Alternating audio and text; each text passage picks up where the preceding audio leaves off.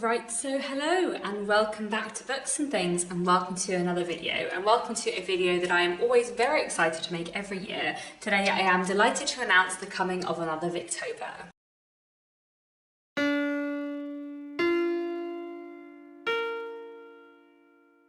So if you don't know what Victober is a month-long readathon that happens every October, hosted by me and several other booktubers, and it's all about reading and celebrating Victorian literature in the month of October. So it takes place from the 1st of October to the 31st of October, and the only thing you actually have to do to take part in Victober is to read one work of Victorian literature during the month of October. We do also have some challenges and a group read, which I'll get onto in a minute, but the only thing you actually have to do is read one thing that is Victorian in October. Sometimes people mean different things when they say Victorian literature, so what we mean when we say Victorian literature for the purposes of this readathon is British and Irish literature published and or written between 1837 and 1901, which was the reign of Queen Victoria, and this could be novels, short stories, plays, poetry, non-fiction, whatever you like, any form of literature from the Victorian period. This is somehow the 8th Victober, which feels slightly mad. I can't believe Victober has been going for so long.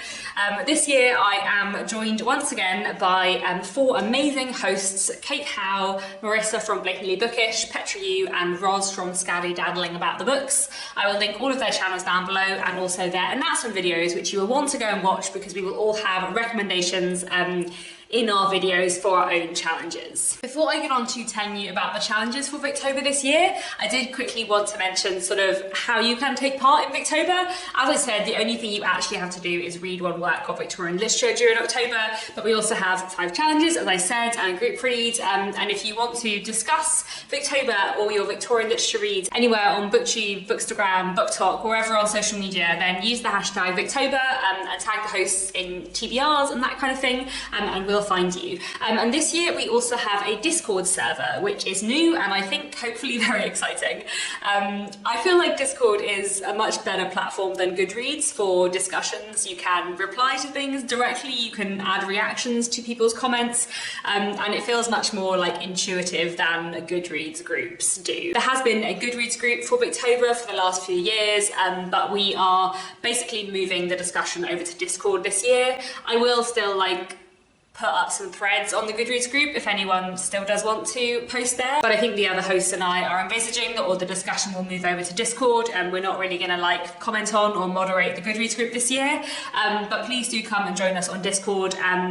If you haven't used Discord before, like I said, it is really intuitive. You can download the app on your phone, but you can also download the desktop app, which is how I tend to use it, and I think you can also just look at it in your web browser as well. I will leave the invite link down below for people to come and join the Discord server, and hopefully we'll have lots of good fun discussions about Victorian literature this Victober. But anyway, let me tell you about our challenges for Victober this year, because I'm really excited about this year's challenges. I think we've got some really good ones. As usual, we have 5 challenges set by each of the 5 hosts, and you'll find recommendations for each of the host challenges in their announcement videos. So I'll have some recommendations for my challenge later on in this video. So Kate's challenge is to read a Victorian work featuring a stranger or an outsider. My challenge, Katie's challenge, is to read a piece of Victorian New Woman fiction. More about that in a minute. Marissa's challenge is to read a Victorian work by an author who is new to you. Petra's challenge is to read a Victorian first-person narrative, and Roz's challenge is to read a Victorian work in which class features strongly.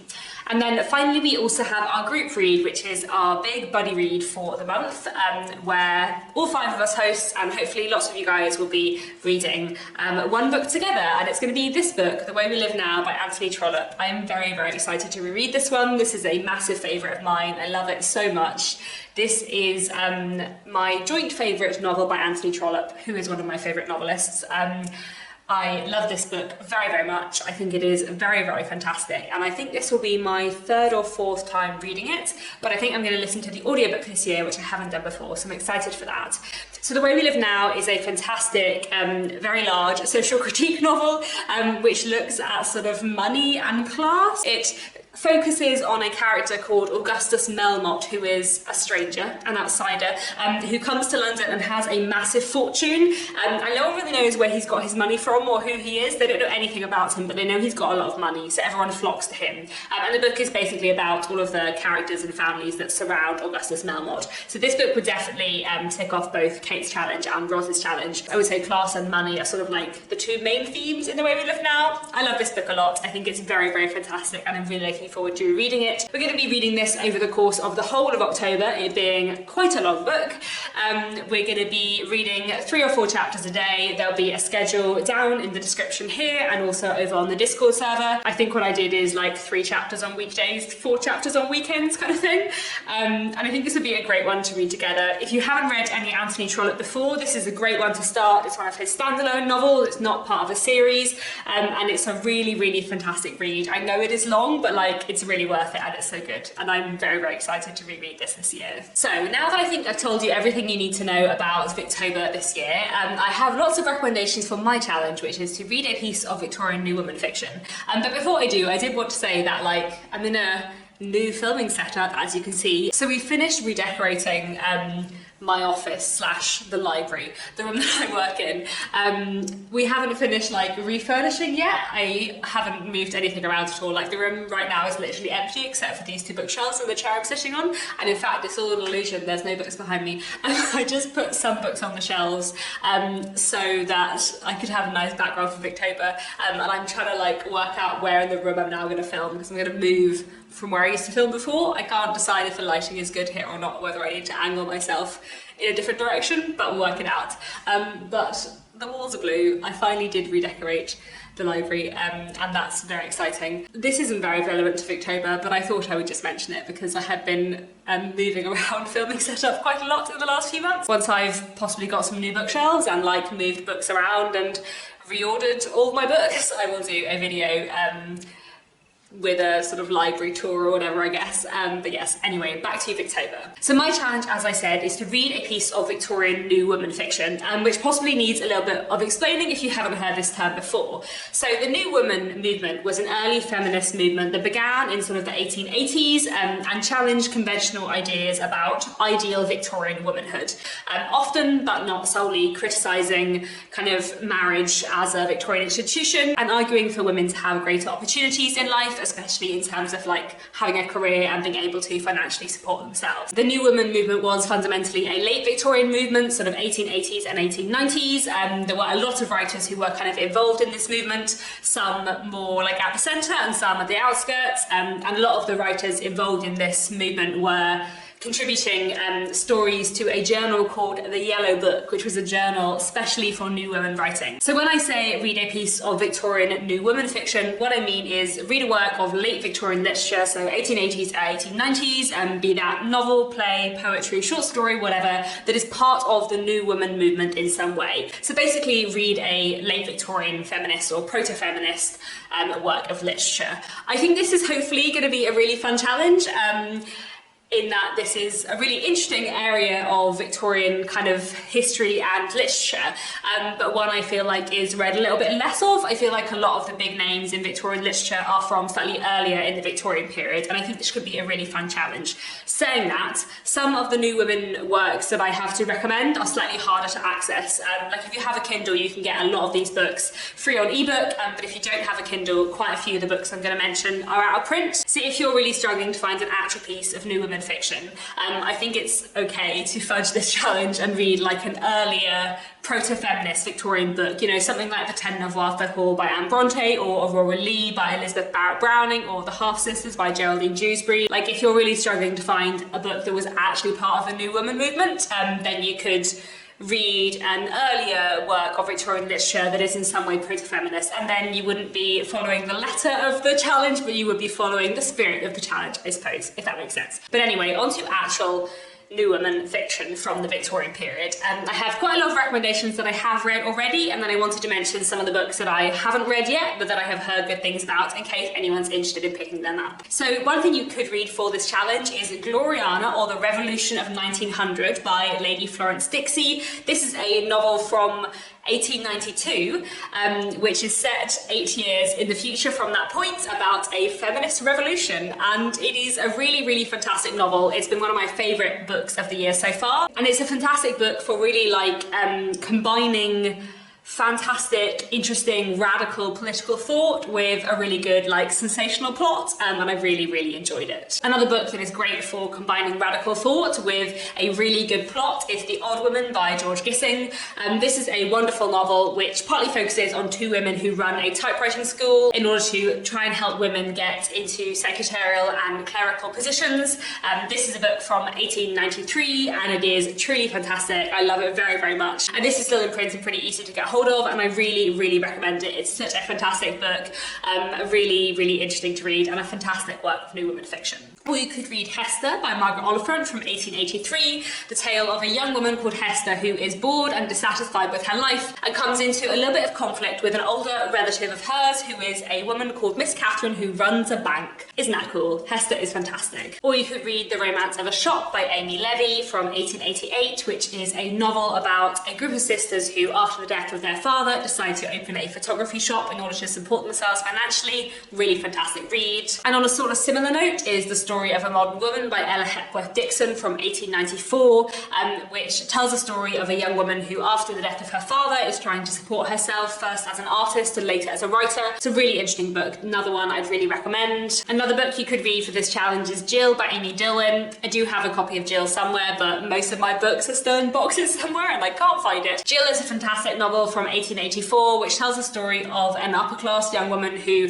runs away from her family home and decides to become a servant because she wants something different from her life. Jill is very much one of those characters who challenges all of the ideas about Victorian womanhood, and it's just a fantastic book. I really, really recommend Jill. Or you could read Esther Waters by George Moore from 1894, the tale of a servant girl who ends up pregnant and her efforts to support herself and her child. I know that several of the authors and books I've mentioned so far are a bit more obscure, but one very well-known writer who is said to be part of the New Woman movement is Thomas Hardy, so you could read either Jude the Obscure or The Woodlanders. Sue from Jude the Obscure and Grace Melbury from The Woodlanders are both considered to be sort of like characters who are in discussion with the New Woman movement, and these are both fantastic reads. You should go into them expecting a healthy dollop of sadness, but I highly recommend Thomas Hardy's books, and these two are two of my absolute favourites. I read two works of New Woman fiction in August actually, partly in preparation for this video. I have slightly mixed feelings about both of them, more on that on my wrap-up, but I thought I would mention them here anyway.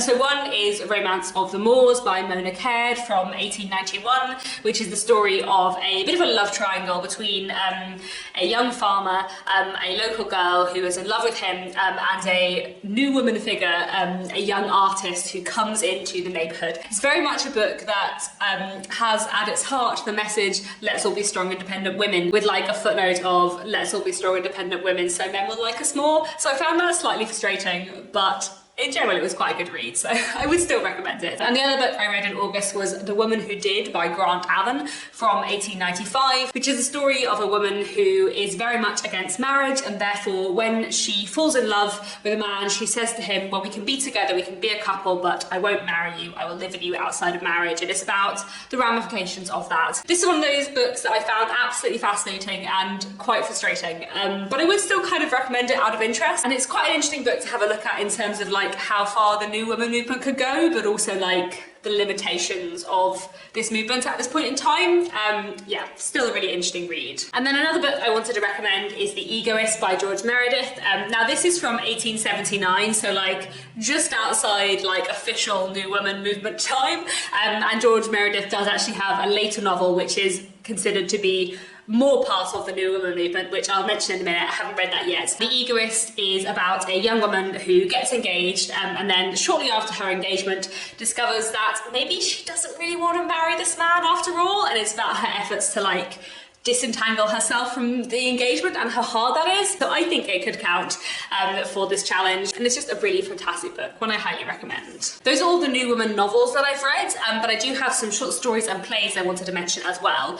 So I wanted to recommend this collection. This is Women Who Did, Stories by Men and Women, 1890 to 1914. So obviously this goes a bit beyond the scope of Victober, and then it goes later into the Edwardian period as well. And also this anthology contains stories from various other countries as well. It's not just British and Irish writers, but I do think this is well worth a read, and there are some really fantastic Victorian New Woman stories in here. I think I read half of this last Victober, like I read all the Victorian stories in Victober and then finished the rest of the stories in November, and this has a lot of really interesting new women fiction in, so I definitely recommend this anthology. And I'd also recommend Keynotes and Discords by George Edgerton, which are, well, two short story collections actually from 1893 and 1894, and all of George Edgerton's short stories very much engage with the new woman movement and sort of limitations on women at the time. Really, really interesting read. Another thing I read for Victober last year. And then I mentioned the Yellow Book earlier, which is a New Woman journal, and you can find some stories, some of the short stories published in the Yellow Book online. There is a really fantastic resource where you can find a lot of short stories online. I'll leave the link down below, and they do have a page of short stories from the Yellow Book. They don't have that many, but they do have a few, and I read one of them last Victober, A Thief in the Night by Marion Hepworth Dixon, sister of Ella Hepworth Dixon, and that was a really fantastic short story that I really, really recommend. I really like that one, and I'd like to read some more of the short stories from the Yellow Book this year, maybe. And then I have 4 plays to mention. So first I wanted to mention A Woman of No Importance by Oscar Wilde, which is about the relationship between a mother and her son and what happens when he finds out more about his mother's past. It's a really, really fantastic book, and definitely one that I would argue fits into the New Woman movement. I feel like maybe some of Oscar Wilde's other plays might too, but it's been a really long time since I read An Ideal Husband or Lady Windermere's Fan, so I'm not like completely certain, but maybe, I'm not sure. Then I also wanted to recommend The Case of Rebellious Susan by Henry Arthur Jones from 1894, a play about a woman whose husband has an affair, and she thinks, well, if he's had an affair, why can't I have an affair? And it's about what happens then. Or you could read Mrs. Warren's Profession by George Bernard Shaw from 1893, which is a play about the kind of tension between a mother and her daughter about the mother's profession. Or you could read The Second Mrs. Tanqueray by Arthur Wing Pinero from 1892, which is a play about a man who decides to take as his second wife a woman whose reputation is very much dubious, and everything kind of goes on from there. So those are all the works of New Woman fiction that I have read already that I wanted to recommend for my challenge. But there are a lot of other New Woman fiction books out there that I haven't read, and in fact one of the reasons why I wanted to make this my challenge for this year is because the New Woman movement is a movement that I'm really interested in reading more in, and there are a lot of books from the movement that I'm really, really excited to read. So I'm not going to talk in too much detail about the rest of these books because I haven't read any of them, but I did want to give a list of other works from the New Woman movement because I appreciate that this is like a slightly more specific challenge, so it might be harder to know immediately what does and doesn't fit into it. You could read Red Pottage by Mary Cholmondeley from 1899, which I've heard good things about from Elizabeth at A Literary Princess, and in fact another book I've heard really good things about from Elizabeth at A Literary Princess. I'll link her channel down below. She's very good on underrated Victorian female writers. Another book I've heard great things about from her is The Beth book by Sarah Grand from 1897, which is a coming-of-age story about a young writer, and Sarah Grand was really prominent in the New Woman movement, so I'd really like to read something by her. I mentioned Mona Caird already, as I read her Romance of the Mauds quite recently, but 2 other books by her I'm interested in are Daughters of Danas, which is about 2 sisters and their different lives, and The Wing of Azrael, which is apparently like feminist gothic, so that sounds great. I'm also really keen to read Diana of Crossways by George Meredith from 1885. This is George Meredith's like official New Woman novel, and it's a novel about a woman trying to establish herself independently, and apparently it's based on the life of a real life figure. So I think this sounds really interesting, and I really love George Meredith. I really need to read this year. Another book you could read for this challenge would be A Sunless Heart by Edith Johnston from 1894, or Miss Brown by Vernon Lee from 1884, or A Struggle for Fame by Charlotte Riddell from 1883, a novel about a woman trying to become a novelist, or The Woman Who Didn't by Victoria Cross from 1895. I don't know too much about this, but apparently it was either written or like repackaged as a response to The Woman Who Did by Grant Allen, which, as I said, I have a few problems with, so I feel like I would find The Woman Who Didn't really interesting to read. And also I did want to mention Henry James, who is not an author I'm like especially fond of. I haven't hugely got on with his work before. I also never know whether or not to count Henry James as Victorian because he was American, but he's got spent a lot of his life in the UK, so would he have considered himself British? Maybe. Anyway, apparently Portrait of a Lady is considered a New Woman novel, so you're probably welcome to read that for this challenge too. And then there are a couple of plays I wanted to mention as well, which maybe I'll read this Victober, we'll see. One is Afternoon by Ouida from 1883. I'd really like to read something by Ouida. She's another author who I've heard interesting things about. And also Candida by George Bernard Shaw from 1898. Obviously I've already mentioned one play by George Bernard Shaw. I don't know anything about Candida, but I really like George Bernard Shaw, so maybe I'll read that this year. So that is definitely enough recommendations to be getting on with for the challenge to read a piece of New Woman fiction. But before I close off this video, I did want to also talk about some of my video plans for Victober. I have a lot of videos that I want to make. We'll see how many I actually get to make. I wrote down a list and I thought in my head it was about the right amount of videos, but now I'm looking at it, I feel like it may be too many. So we'll see. There will at some point in September be my TBR for Victober, which I'm really excited to make. I've already thought of far too many books that I want to read in October.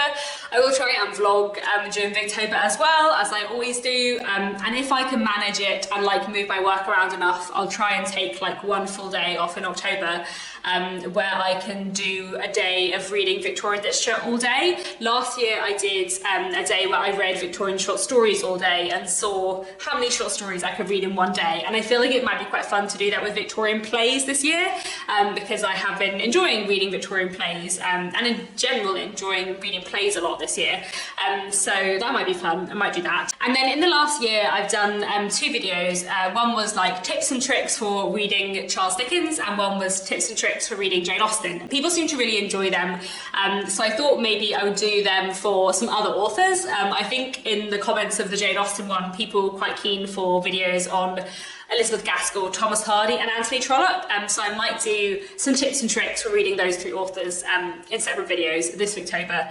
Maybe that's too many for 1 month, but we'll see. I also really want to bring back my Feminist Victorians series, which I haven't made a video for ages, and I'd really like to do a video on Gloriana or the Revolution of 1900, which I've mentioned already, kind of dissecting all the really interesting feminist thought within it. And maybe if I read some other great New Women fiction in Victober, I could do a video on that as well. Another series of mine that I will be bringing back again this Victober is my 5 Victorian Novels About series, where I talk about 5 Victorian novels on a particular theme. I have lots of themes in mind as always, but 2 themes I was vaguely thinking about was like 5 Victorian novels about widows, and maybe 5 Victorian novels about like cross-class romance, but let me know if you have any other themes you'd like me to look at in that series. Another video I'd really like to do this Victober, last Victober there was a tag going around which was something like my favourite 5 Victorian books of the last 5 years, which I just failed to do last Victober, so I might try and do that this Victober because I think it would be fun, especially because I feel like a lot of my favourite Victorian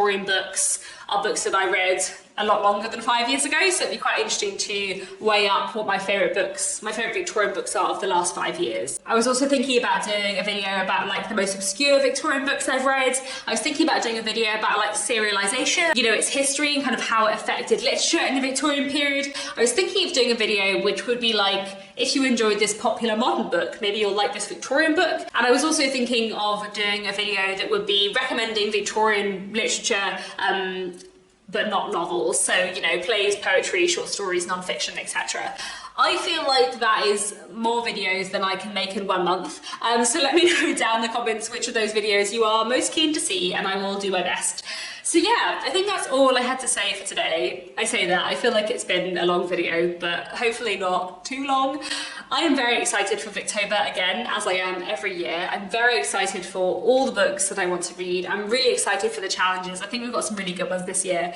I'm just very excited for a month full of Victorian literature. So let me know down in the comments, are you participating in Victober? What do you think might be on your TBR? What challenges are you most excited for? And please do go and join the Discord server if you'd like to come and join in the discussion there.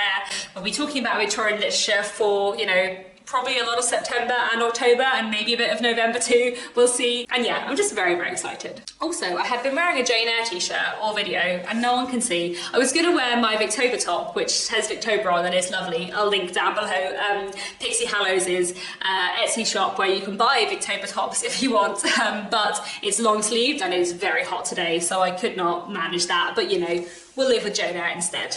So, I think that's all I wanted to say for today. Thank you so much for watching, and I'll be back very soon with another bookish video.